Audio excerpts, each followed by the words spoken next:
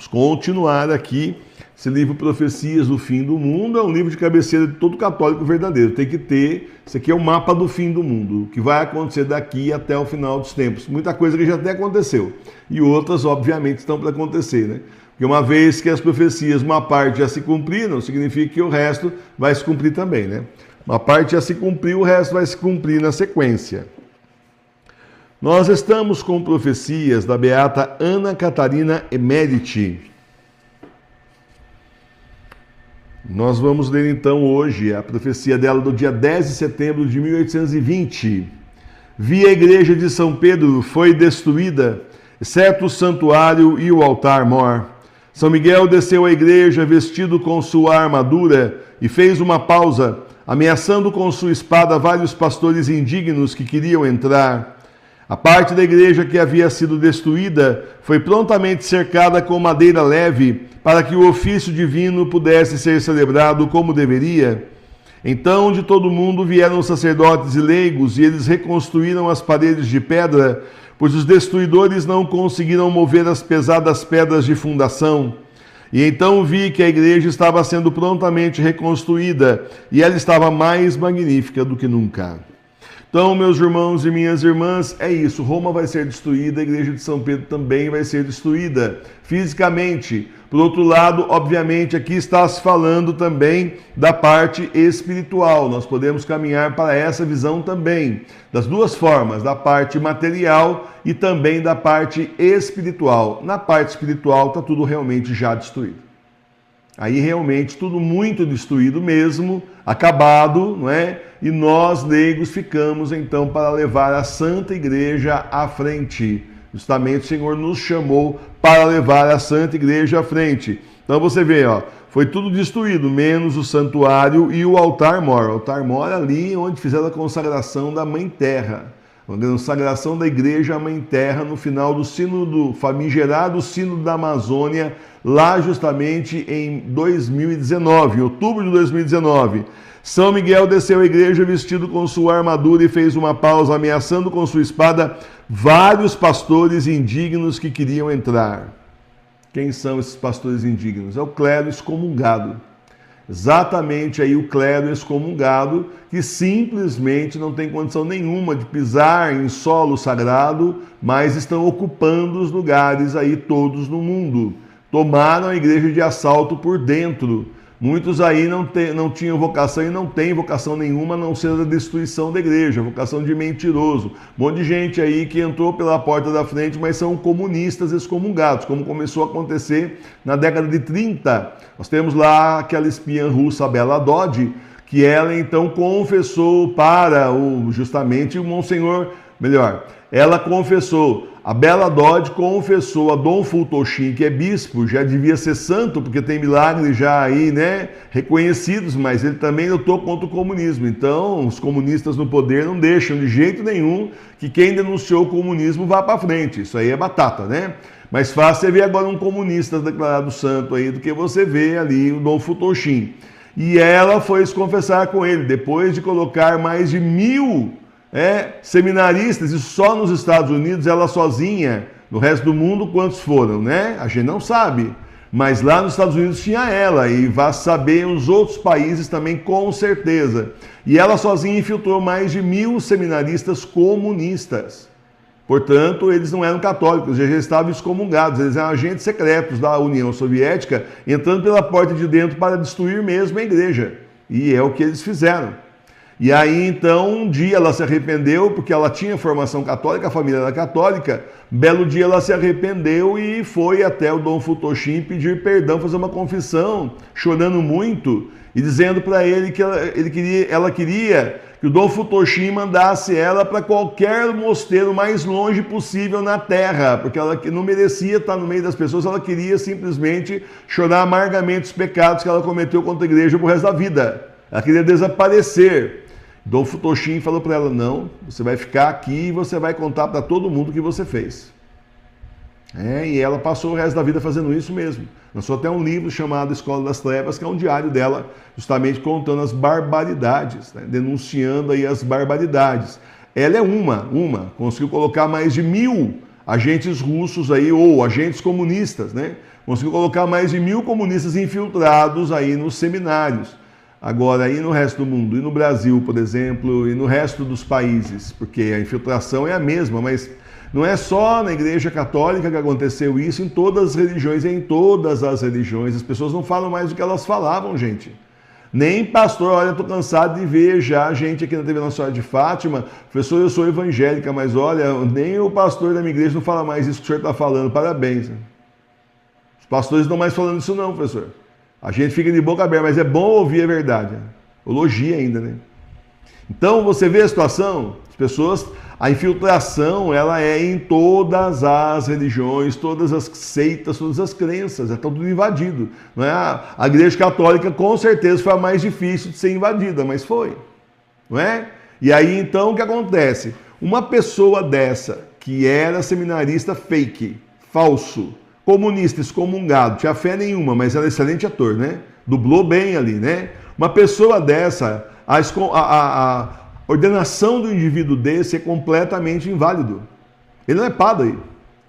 É como a pessoa entrar para casar, sabe? Por algum motivo, tá querendo casar, assim, por causa da herança, tá querendo casar, não ama a moça. Tá querendo casar ali para tirar a pureza dela, se aproveitar e depois cair fora. Tem tantos casos assim que invalidam o casamento. O cara entra para casar, mas ele já era casado, tá só enganando a mocinha. É tantos casos assim que tem, invalida o sacramento. Não é que invalida o casamento, é que o casamento foi inválido. Não tem sacramento, o Senhor não abençoa um negócio desse. E também não abençoa de forma nenhuma, não vai ordenar um comunista satânico do demônio, simplesmente que está entrando lá, não tem fé nenhuma, está entrando claramente, enganando todo mundo, entrando para destruir a igreja. Você acha que o Senhor vai dar ordem para ele? Vai ordenar ele sacerdote? Por favor, o sacramento vem de Deus, Deus sabe tudo, Deus conhece tudo, é onipresente, onisciente, onipotente. Ele não vai fazer isso nunca, jamais, em tempo algum. Então são ordenações inválidas, porque as pessoas são excomungadas da igreja, elas estão fora da igreja, são hereges, são pessoas que não fazem parte do corpo místico de Cristo. É parte do corpo místico do anticristo, mas de Cristo não. Aí então a pessoa dessa não é ordenada validamente, a ordenação dela não vale nada. Esse padre, entre aspas. Só que um belo dia, é claro, eles entraram para destruir a igreja, eles não vão ficar só como padre, eles vão querer chegar a ser bispos, e muitos chegaram. E vão querer ser bispos então. Quando o indivíduo se tornar bispo, ele não é um bispo válido. Agora, que valor tem um bispo chegar e impor as mãos, um bispo falso, que não é bispo, fake, impor as mãos num garoto lá e falar que agora você é padre, sacerdote, fazer ordenação? Nenhum valor. Então você entendeu? Ele não é padre e todos os sacramentos que ele ministra são inválidos. Ele não é bispo, tudo que ele faz também é inválido. Então ele está ordenando um monte de outros padres inválidos. E é um círculo vicioso, porque simplesmente tudo que ele faz é inválido. E é claro que ele vai ordenar aí padres, entre aspas, também, que são comunistas. Aí é uma bola de neve, né, gente? É claro, né? Pois que você botou um bispo ali, ele tem o poder de nos seminários colocar os professores, os padres, professores, reitores que ele quiser, e simplesmente começou a subversão aí, aprofundou a subversão da igreja. Então nós chegamos no ponto de Jorge Mário Bergoglio, é isso que aconteceu. Por isso nós não temos mais padre válido, cardeal válido, né? Bom, quem está em comunhão mesmo que tivesse aí vocação, né? Vamos falar agora dos que tinham vocação, mas está em comunhão com Jorge Mário Bergoglio, está excomungado, é comunga das heresias dele. A comunhão espiritual com a cabeça da igreja é uma coisa muito séria, as pessoas não entendem isso. Você sabe porque você estudou o Catecismo Maior conosco aqui. Você sabe que você estudou o Catecismo Maior de São Pio X aqui junto com a gente. Mas esse povo não entende isso, eles não sabem, foram antes da ignorância para não saber. Esse povo que eu falo, os que ainda estão buscando Jesus na igreja bergoliana não vão achar nunca mais, né? Porque não está mais lá, né? Está entendendo? Então, a bola de neve, tá certo? Vamos terminar aqui. A parte da igreja que havia sido destruída foi prontamente cercada com madeira leve para que o ofício divino pudesse ser celebrado como deveria. Então, claro, né? Simplesmente não vai querer celebrar o ofício divino ali com tudo aberto, aquela baderna toda, né? Tem que ser certinho, né? Então, de todo o mundo vieram sacerdotes e leigos, e eles reconstruíram as paredes de pedra, pois os destruidores não conseguiram mover as pesadas pedras da fundação. Então, tirar a base não conseguiram, a base somos nós. A base realmente somos nós, os leigos, a fé que existe nos leigos, que o Senhor plantou no nosso coração e que não deixa que eles façam um monte de coisa. Mesmo quem está na igreja bergoliana não está aceitando as coisas que o Jorge Mário Bergoglio está fazendo. Muita gente saiu justamente por isso. Pode ver que depois da pandemia ele exagerou muito, né? Já tinha exagerado lá no Sino da Amazônia, mas depois da pandemia ele resolveu exagerar na mídia, dar declarações aí polêmicas na mídia. Muita gente caiu fora. Muita gente caiu fora. Eu falo, o brasileiro não faz manifestação. Manifestação do brasileiro é silenciosa, não vai mais, boicota. E aí resolve assistir esse povo na televisão. Daí é um círculo vicioso também. O sujeito vai assistir padre, entre aspas, mito, frei, entre aspas, minto, um monte de gente minto aí na internet, e aí ele não volta mais para a paróquinha dele, porque simplesmente os caras dão show, eles são artistas, ou gente que já teve treinamento, como que você fala em público na frente das câmeras, sorria, faça uma cara enigmática, agora sorria, mostra os dentes, essas coisas. Tem gente que treina, né, a imagem, né? E aí, conclusão da história. Depois desse show de mídia, o sujeito não volta mesmo mais para a paróquinha dele, porque chega lá e os caras estão nem aí, né? O padre, entre aspas, está lá, mas não está lá para dar show, ele está lá para falar de comunismo, muitas vezes, está lá, são assim, né? Está lá, assim, com muita cara de, assim, paciência lotada, sabe? Não tem mais paciência, porque eu estou aqui, gente. Eu vi um celebrando lá no Santuário de Santa Terezinha uns tempos atrás na internet, aí que eu estava procurando música para a rádio. Eu vou contar um negócio para você, só faltava ele colocar assim escrito: odeio estar aqui, odeio minha vida, o que eu estou fazendo aqui? Tamanha a cara dele, ele disse assim: é o fim do mundo, o que eu estou fazendo aqui, gente? Então, o que você está fazendo aí? Invadindo a igreja, acabando com a igreja e provavelmente mamando na grana do dízimo e das ofertas. Mas não é suficiente. Não satisfaz, e você vê na cara da pessoa que não satisfaz, é um infeliz, porque ele não está lá por Deus, não está lá por Jesus, certo? Uma pessoa aí, lá tem vários que fazem celebração, então não vou dizer quem é, mas eu conheço inclusive. Negócio feio. Então que todo mundo vieram sacerdotes e leigos, e eles reconstruíram as paredes de pedra. Bom, olha, esses sacerdotes aqui, para mim é enigmático, porque nós não temos sacerdotes pelo direito canônico, são todos comungados. Tá? Então, até aqui são todos comungados. Fale. Eu penso isso também. Eu penso exatamente isso, olha. Que depois dos 3 dias de escuridão, em Petrus Romanos, estando no mundo, sendo ordenado, né? Vamos falar melhor, né? Depois dos 3 dias de escuridão, em São Pedro e São Paulo, vindo do céu e determinando quem é o último Papa, Petrus Romanos, ele vai organizar a igreja.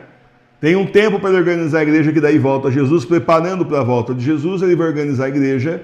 Aí, então, ele pode estar ordenando validamente padres. Com certeza.